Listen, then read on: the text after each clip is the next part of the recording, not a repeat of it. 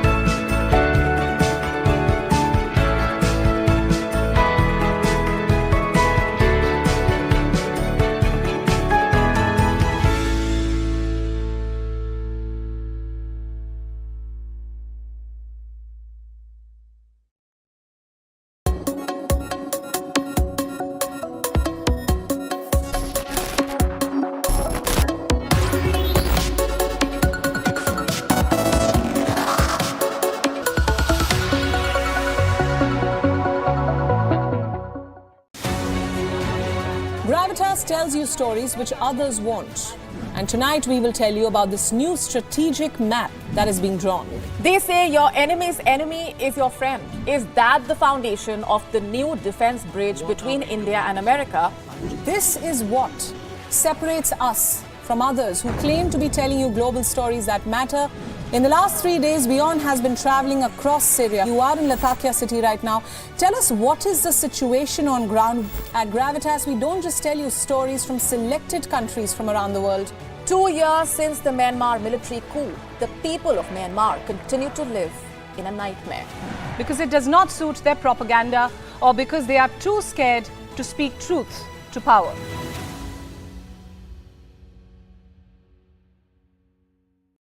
The stress of our world can take a toll on our physical and emotional health. Here, in New York's Catskill Mountains, lies a luxurious place of healing called WION Wellness Center.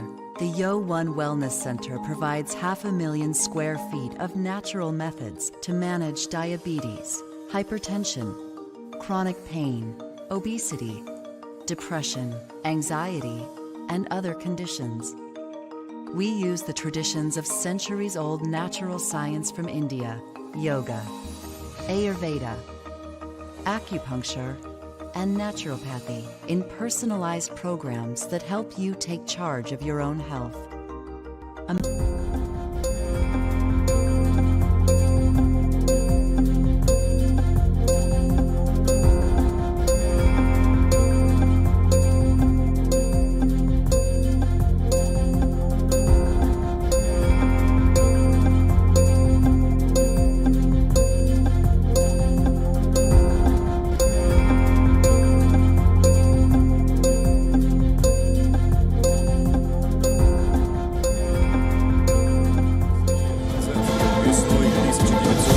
Russian President Vladimir Putin addresses Victory Day celebrations at Moscow's iconic Red Square. Says civilization is at a fresh turning point today. China-Canada tensions pile up.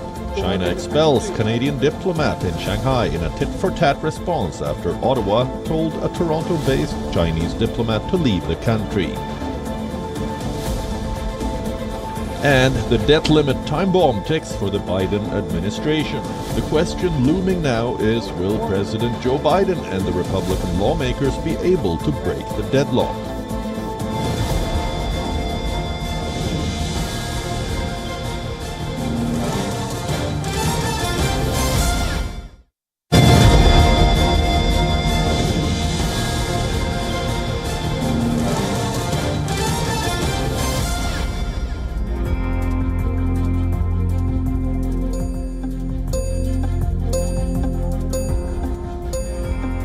Hello everyone and welcome to WION Live Broadcast. With me, Susan Tehrani from New York City.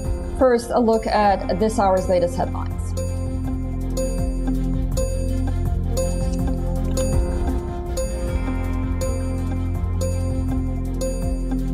A former Pakistani Prime Minister Imran Khan's supporters protested Karachi over Khan's arrest on graft charges. Leaders of Khan's party allege he was physically assaulted.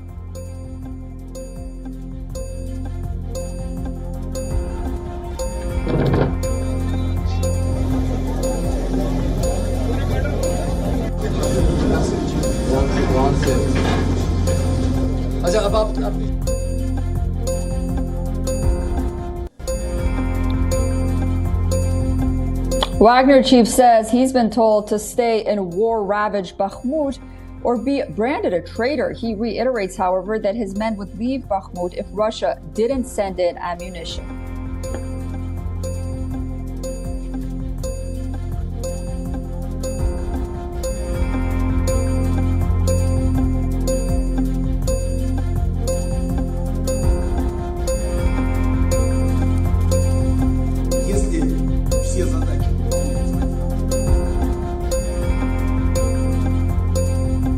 Time has come to start talks on Ukraine's EU accession. This, according to Ukrainian President Volodymyr Zelensky. He asks the European Commission to formally open talks on Ukraine's entry to the bloc.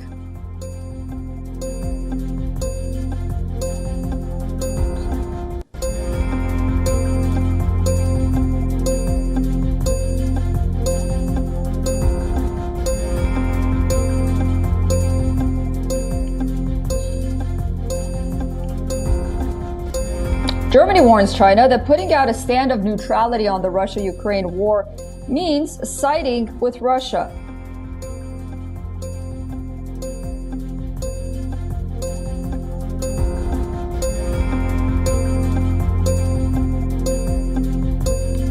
And the world is at a turning point again. Russia's future, quote-unquote, rests on soldiers fighting in Ukraine.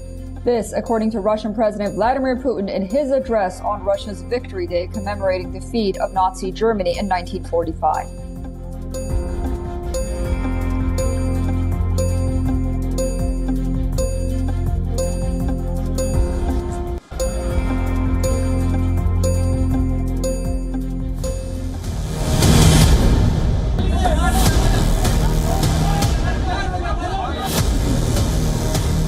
Former Pakistani Prime Minister Imran Khan was arrested.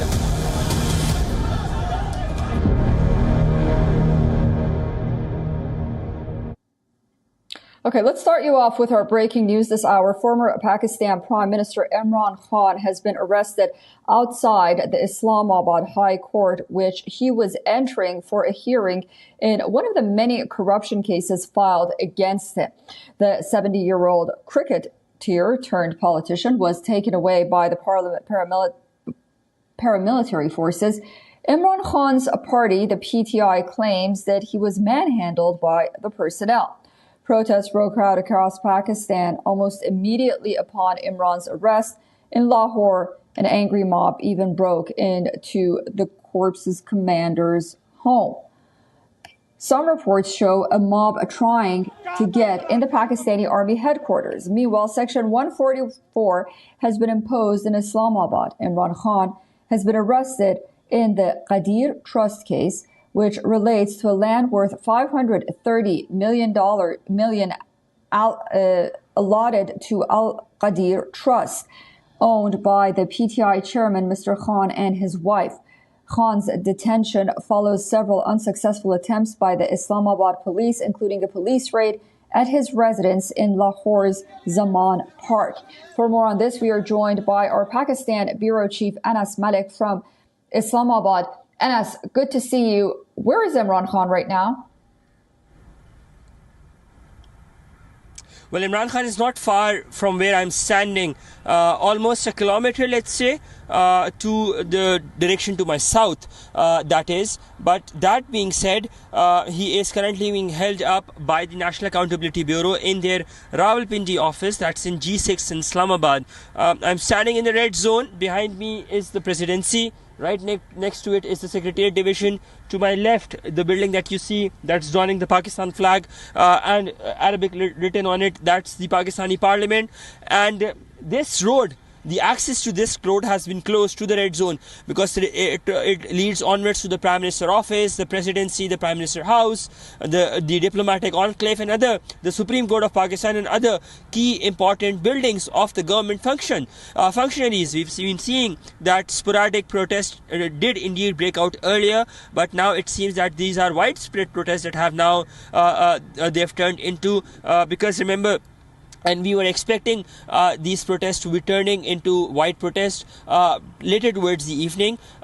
Most of these protests are now aimed at military cantonments, and we've been seeing protests happening, or the military or paramilitary setups being vandalized by what are believed to be PTI supporters or pro-PTI supporters, be that be in parts of Karachi, be that be in parts of Lahore and parts of Gujranwala. In fact, videos circulated online on social media, they indicate that a handful of protesters did also try to protest or record their protests in a violent manner outside the gate number 1 of the general headquarters in Rawalpindi, not far from where I am right now. Susan? So, Anas, you talked about what's the latest on the street and in the court. Is there more you can tell us about that? And also, do you think that the authorities will be able to get a grip and handle of what's happening? Well, there are scenes of absolute chaos and anarchy. It won't be wrong to say.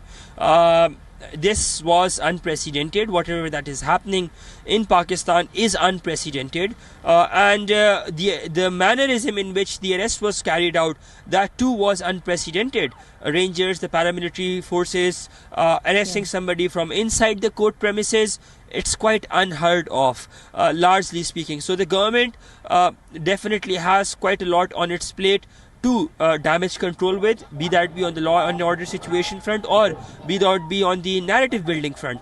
That being said, the other challenge at hand is to how to control the situation, which is increasingly getting out of hands and turning into, as time passes, more and more violent. As I said, that protesters tried to march towards the Corps Commander House in Peshawar, in Lahore, the military cantonment in Gujranwala. This is all which is being reported. So the more the government takes time to get a grip of the situation, the more the situation will escalate, and it can blow up into something much more untoward as well. I see a squad moving in.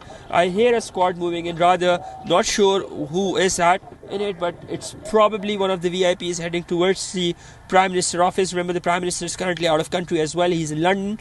So, who's in charge? That too is a big question. Susan? WION's Pakistan Bureau Chief Anas Malik joining us live from Islamabad on the latest of Imran Khan's arrest. Thanks, Anas, and we'll talk to you soon. Amid the war in Ukraine, Russia held its annual Victory Day parade in Moscow with thousands of military personnel and weaponry filing past Russia's President Vladimir Putin, his top military officials and allies. But why is Victory Day so significant? And particularly this year, why is this day being keenly watched across the world? Our next report tells you more.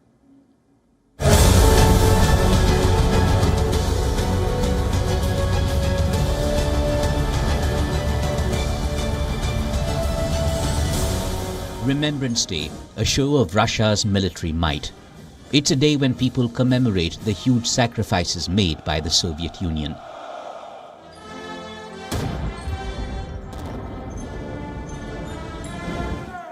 During what is called the Great Patriotic War of 1939 to 1945, 27 million USSR citizens' lives were lost in World War II. It is now a signature event for President Vladimir Putin and one of the most significant days in Russia's calendar. It's an opportunity for Moscow to display its military pomp as well as its military hardware.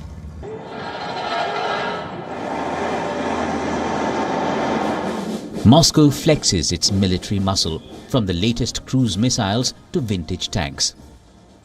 With top-notch military equipment rumbling through Moscow's Red Square, More than 50 pieces of equipment, including missile launchers and armored vehicles, took part in the parade. Addressing the gathering, Vladimir Putin said the war against Ukraine is a war for the country's survival and future. The security of the country now depends on you.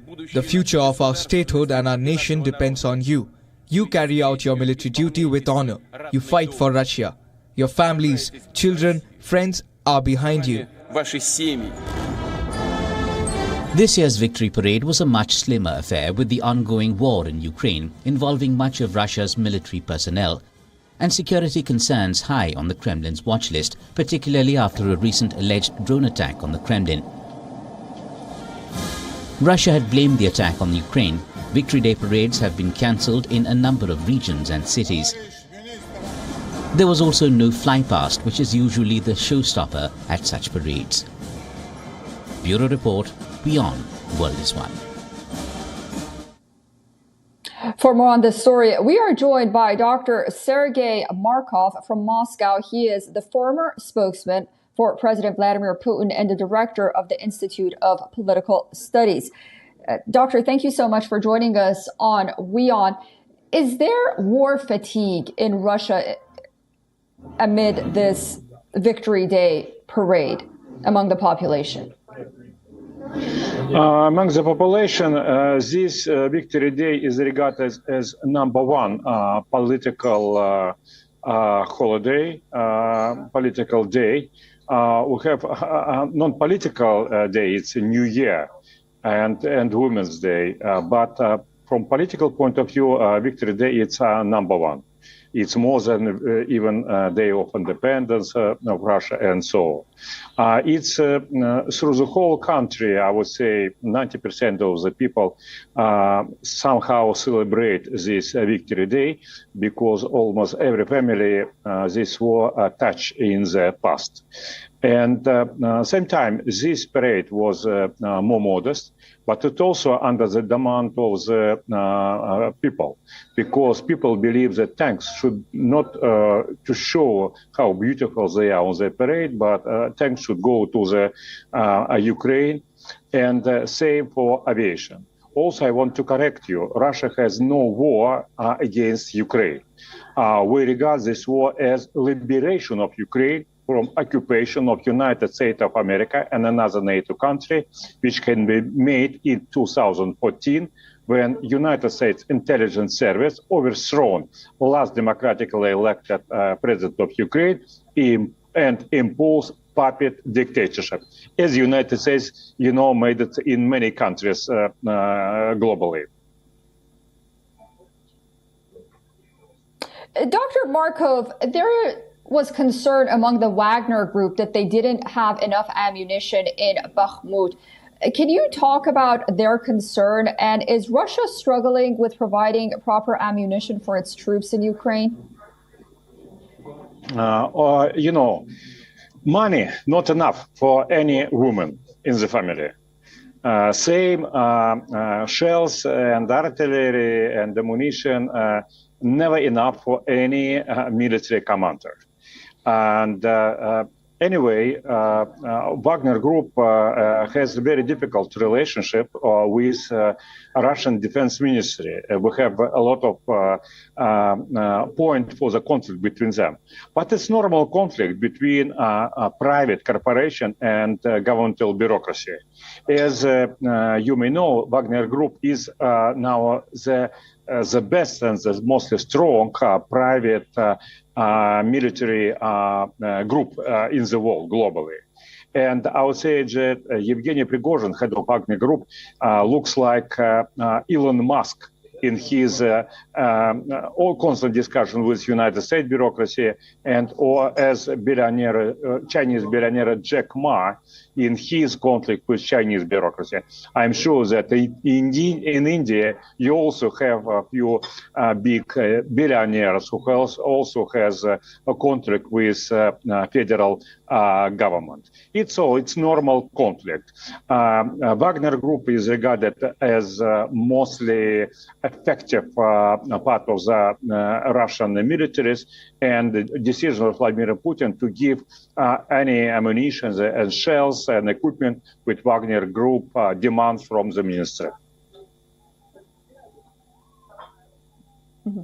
Well, lots more to talk about, but we have to say goodbye. Dr. Sergei Markov, live from Moscow, the former spokesperson for Russian President Vladimir Putin, joining us, and the director of the Institute of Political Studies. Thank you.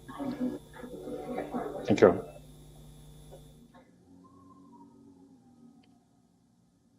China today expelled a Canadian diplomat in Shanghai in a tit-for-tat response after Ottawa told a Toronto-based Chinese diplomat to leave the country, escalating an already tense bilateral relation.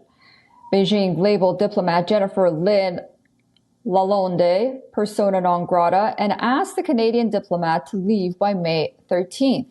The foreign ministry added that China reserves the right to react further. Earlier, Canada said Toronto-based Chinese diplomat Zhao Wei would have to leave the country.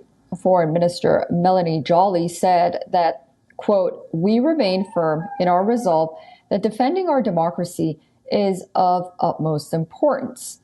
The expulsion plunged the two nations into a fresh diplomatic row after years of souring relations. They follow an outcry led by a Canadian lawmaker over allegations that China's intelligence agency plans to target him and his relatives in Hong Kong with sanctions. In 2021, Michael Chong, a member of the Canadian Parliament, voted for a motion condemning Beijing's conduct in the Xinjiang region as genocide. Canadian Prime Minister Justin Trudeau has faced growing pressure to take a hard line with Beijing. Recent revelations suggest China sought to sway Canada's 2019 and 2021 elections. Ties have been tense since Canada's 2018 arrest of a top Huawei executive and the detention of two Canadian nationals in China in an apparent retaliation. All three have been released, but Beijing has continued to blast Ottawa for aligning with Washington's China policy. On the other hand, Canadian officials have regularly accused China of interference.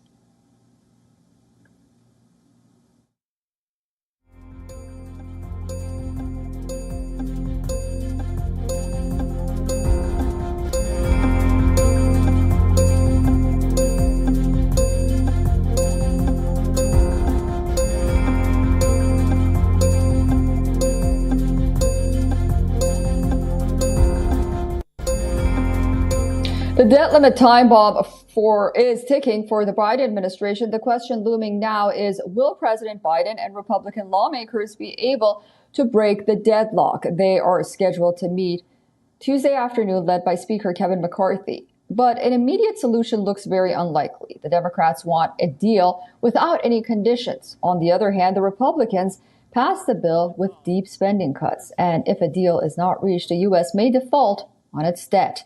A default is likely to push the U.S. economy into a deep recession. Baldwin, Mr. Barrasso, Mr. Bennett.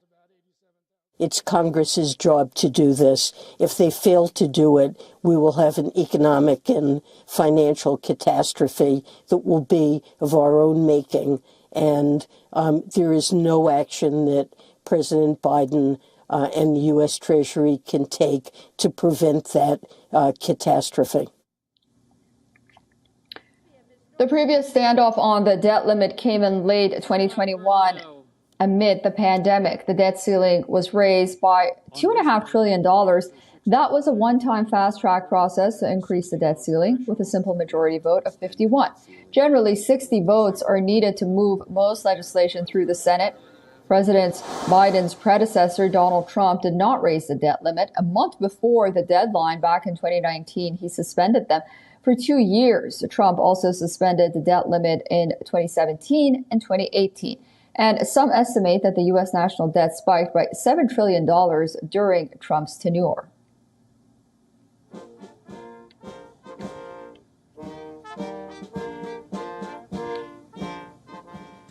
All right, let's circle back to Pakistan. Moody's Investor Service warns that Pakistan could go bankrupt without a bailout from the International Monetary Fund by June. The Pakistani government is struggling to restart a $6.5 billion rescue program for the Washington-based lender. That is due to the government's failure to meet certain loan requirements. While the IMF's conditions seem tough, they are needed for long-term economic transformation. But the danger is now of a delay in the bailout ahead of elections this year.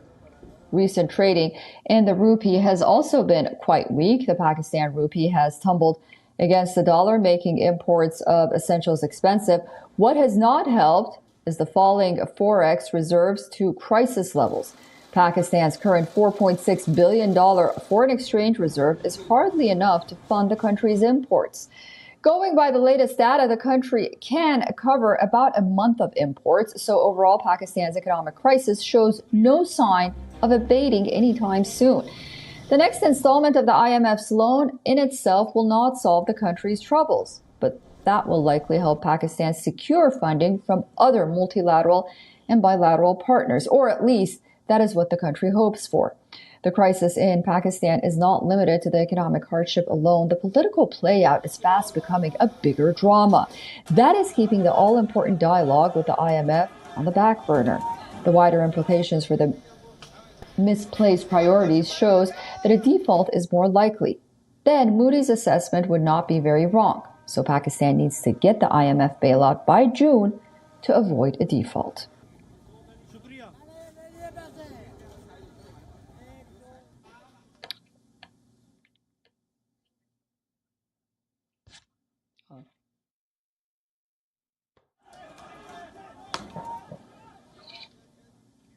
That's all from us here in New York City, live WION broadcast. I'm Susan Tehrani, but don't go away. A lot more news and headlines coming up next, only on WION World is One.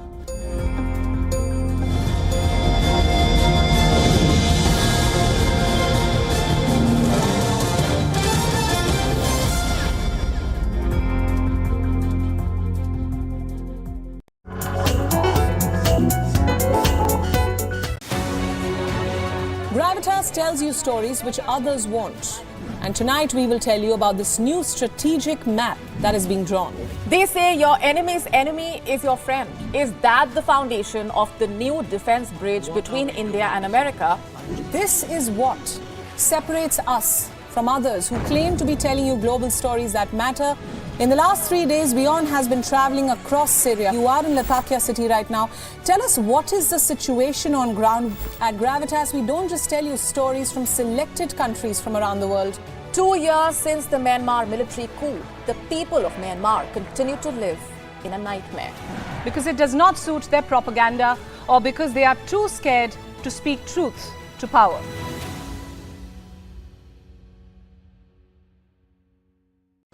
The stress of our world can take a toll on our physical and emotional health. Here, in New York's Catskill Mountains, lies a luxurious place of healing called WION Wellness Center. The WION Wellness Center provides 500,000 square feet of natural methods to manage diabetes, hypertension, chronic pain, obesity, depression, anxiety, and other conditions. We use the traditions of centuries-old natural science from India